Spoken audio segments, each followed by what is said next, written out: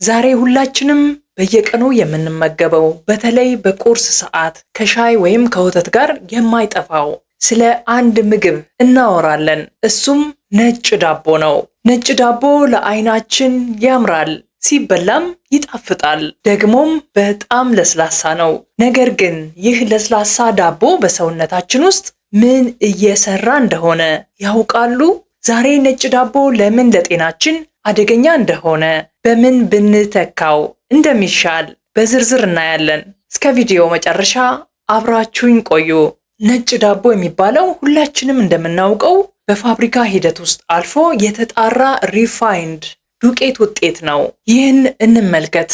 አንድ ሙሉ የስንዴ ፍሬ 3 ዋና ዋና ክፍሎች አሉት። ብራን፣ ጀርም እና ኢንዶስፐርም የሚባሉ። ብራን የሚባለው የስንዴ የውጭው ጠንካራ ሽፋን ሲሆን በፋይበርና በቫይታሚን የበለጸገ ነው። ጀርም የሚባለው ስንዴ ሲዘራ የሚበቅለው ክፍል ነው። ጤናማ ስብ፣ ቫይታሚን ኢ እና ማዕድናቶችን ይዟል። ኢንዶስፐርም የሚባለው ደግሞ መካከለኛው ክፍል ሲሆን አብዛኛው የስታርች ወይንም የካርቦሃይድሬት ይዘት አለው። ነጭ ዱቄት ሲዘጋጅ አምራቾች ወይንም በፋብሪካ ውስጥ ብራንና ጀርም የሚባሉትን የስንዴውን ክፍል ያስወግዱታል። ለምን መሰላችሁ? ዱቄቱ ይበልጥ ደቃቅ እንዲሆንና ብዙ ጊዜ እንዲቆይ ለማድረግ ነው። ነገር ግን በዚህ ሂደት ውስጥ ሰውነታችን የሚፈልጋቸው ፋይበርና ወደ 19 የሚጠጉ ጠቃሚ ንጥረ ነገሮች አብረው ይጣላሉ። የሚቀረው ስታርች ወይንም ካርቦሃይድሬት ብቻ ነው። ታዲያ የነጭ ዳቦ ታሪክ በዚህ አያበቃም። ዱቄቱ ያን ያህል ነጭ መሆኑ ተፈጥሯዊ አይደለም። ማቆያና ማቅለጫ ኬሚካሎችም ይጨመሩበታል። ዱቄቱ ያንን የሚያምር ነጭ ቀለም እንዲያገኝ ቤንዛይል ፐሮክሳይድ ወይንም ክሎሪን ጋዝ የመሳሰሉ የማቅለጫ ኬሚካሎች ወይንም ብሊቺንግ ኤጀንት ጥቅም ላይ ይውላሉ። አንዳንዴም ዳቦ ለሳምንታት ሳይበላሽ እንዲቆይ የሚረዱ ፕሪዘርቫቲቭ ወይንም ማቆያ ይጨመሩበታል። ዳቦዎቹን በየሱፐር ማርኬት ሼልፍ ላይ አስተውላችሁ ይሆናል። በአጭሩ ይህንን ስንረዳ የምንበላው ዳቦ የተፈጥሮ የስንዴ ይዘቱን ለቆ ወደ ኬሚካል ማጠራቀሚያ የተቀየረ ምርት ይሆናል። ይህ ደግሞ ለሰውነታችን እንግዳ ከመሆኑም በተጨማሪ ለተለያዩ የጤና መታወኮች ምክንያት ይሆናል። ብዙዎቻችን ነጭ ዳቦ በልተን ከ1 ሰዓት በኋላ ምን በላው እስክንል ድረስ ዳግመኛ የረሃብ ስሜት ይሰማናል። ለምን ይመስላችኋል? ለዚህ ጥያቄ መልሱ የሚገኘው በዳቦ የአወቃቀር ስህተት ውስጥ ነው። አንደኛው የፋይበር አለመኖርና በፍጥነት መፈጨት ነው። ነጭ ዳቦ ፋይበር የለውም። ፋይበር በምግብ መፈጨት ሂደት ውስጥ ልክ እንደ ፍጥነት መቆጣጠሪያ ያገለግላል። ፋይበር በሌለበት ጊዜ ነጭ ዳቦ በሆዳችን ውስጥ ምንም ከልካይ ስለሌለው በጣም በፈጠነ ሁኔታ ይፈጫል። አንጀታችን ዳቦን በደቂቃዎች ውስጥ አድቅቆ ወደ ደማችን ይልከዋል። ሆዳችንም ወዲያውኑ ባዶ ይሆናል። ለዛ ነው በልተን ወዲያው የሚርበን። እናስታውሶት። ሰብስክራይብ አድርገዋል? ሁለተኛው የምግብ ፍላጎት መጨመር ነው። ይህ ስሜት ዝም ብሎ የሚሰማችሁ እንዳይመስላችሁ። አፒታይት የተባለው ዓለም አቀፍ የጤና መጽሔት አንድ ጥናት አድርጎ ነበር። ጥናቱ ምን ይላል መሰላችሁ?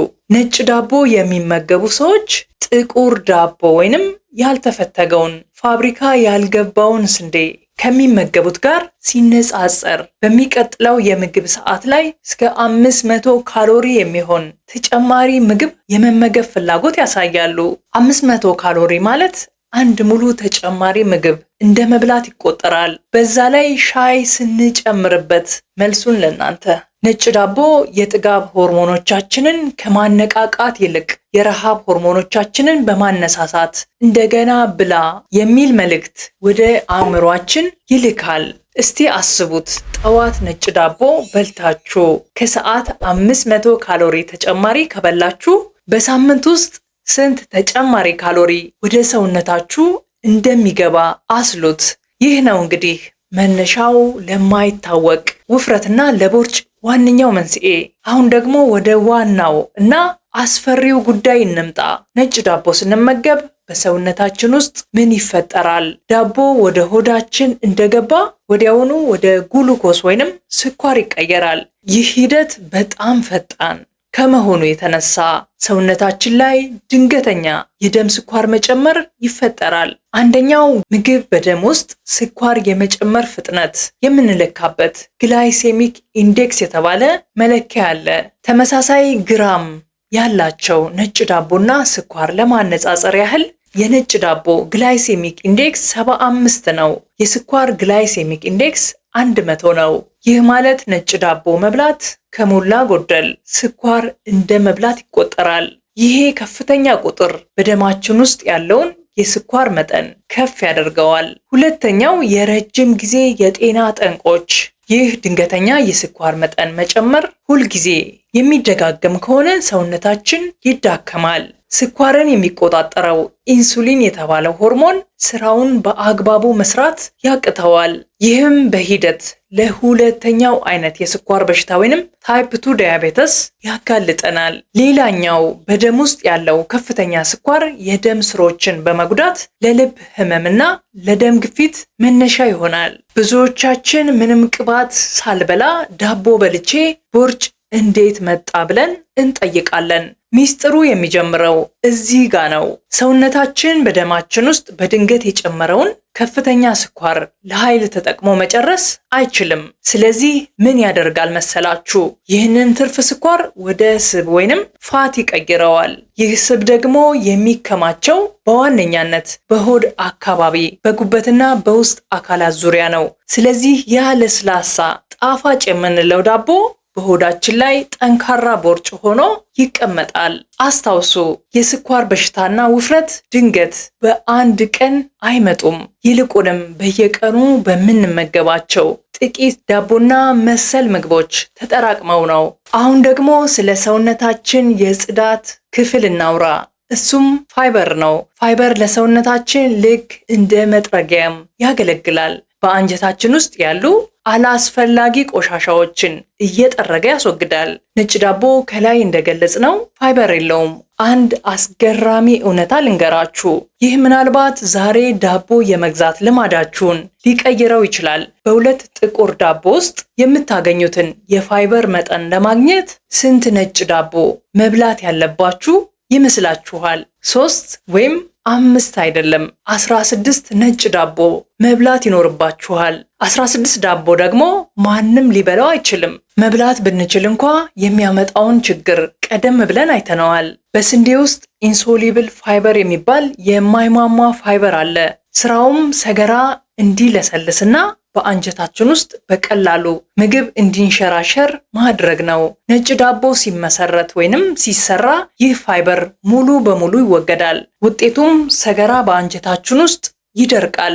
ቀጥሎም የሆድ ድርቀት ወይንም ኮንስቲፔሽን ይፈጠራል። ይህ ድርቀት ደግሞ ለረጅም ጊዜ ሲቆይ ለኪንታሮት ወይንም ሄሞሮይድ እንዲሁም ለተለያዩ የአንጀት ቁስለቶች መነሻ ይሆናል። አንጀታችሁ ነጭ ዳቦ በበላችሁ ቁጥር ቆሻሻውን ማስወገድ አቅቶት ይታገላል። ስለዚህ ለሆዳችሁ ሰላም፣ ጤና ስትሉ ፋይበር ያለውን ምግብ ምረጡ። እስካሁን ያየነው ስለ ሆድና ስለ ስኳር መጠን ነበር።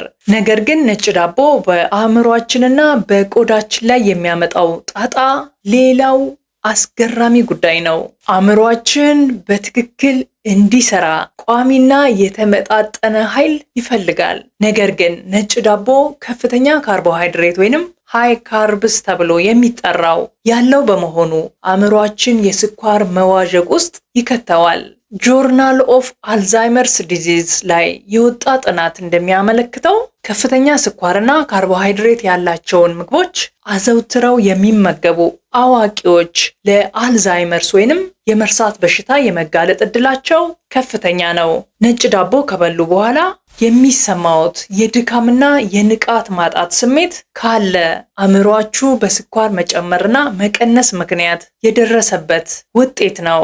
ሌላኛው የቆዳችሁ ውበት የሚያሳስባችሁ ከሆነ በደንብ አዳምጡኝ። ፊት ላይ ለሚወጣ ብጉር አንዱ መንስኤ ነጭ ዳቦ ሊሆን ይችላል። እንዴት ካላችሁ ነጭ ዳቦ በደም ውስጥ ያለውን ስኳር በድንገት ሲጨምረው ሰውነታችን ኢንሱሊን በብዛት ያመነጫል። ይህ ደግሞ ቆዳችን ሴበም የተባለ ቅባት በብዛት እንዲያመርትና የቆዳ ቀዳዳዎች እንዲደፈኑ ያደርጋል። ውጤቱ ፊት ላይ የሚወጣ ብጉር ወይንም አክኔ ነው። የአሜሪካ የቆዳ ሕክምና አካዳሚ እንደሚለው ዝቅተኛ የስኳር መጠን ያላቸውን ምግቦች ወይንም ሎ ግላይሴሚክ ኢንዴክስ ምግቦች መመገብ የፊትን ብጉር በከፍተኛ ሁኔታ ይቀንሳል። ውድ የሀበሻ ኬር ቤተሰቦች፣ ነጭ ዳቦ ጣፋጭ ቢሆንም ለጤናችን ያለው ጉዳት ከፍተኛ ነው። ታዲያ ምን እናድርግ? ዳቦ መብላት እናቁም የሚል ጥያቄ ካላችሁ የመጀመሪያው መፍትሄ ነጭ ዳቦን ከመጠቀም ይልቅ እንደ ቀደምት ልማዳችን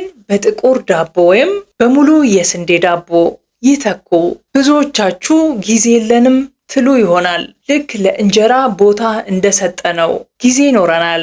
ሞክሩት። ሁለተኛው መፍትሄ አማራጭ ያለበት አገር የምትኖሩ ከሆነ ዳቦ ስትገዙ ፎርቲፋይድ ወይም በንጥረ ነገር የበለጸገ መሆኑን አረጋግጡ። ሶስተኛው መፍትሄ ነጭ ዳቦን እንደ ዋና ምግብ በቁርሳችሁ ሁሌም ማካተት ሳይሆን አልፎ አልፎ ለፕሮግራም ብቻ የሚበላ ምግብ አድርጉት። ስለ ነጭ ዳቦ ይህንን ያህል መነገሩ መወራቱ የማይመቻችሁ ትኖራላችሁ። ምን ይደረግ? ዛሬ የምንመገበው ምግብ የነገ ጤናችንን ይወስነዋል። ይህ መረጃ ጠቃሚ ሆኖ ካገኛችሁት ለወዳጅ ዘመዶ ሼር ማድረግ እንዳይረሱ። ለተጨማሪ የጤና ትምህርቶች ቻናላችንን ሰብስክራይብ ያድርጉ።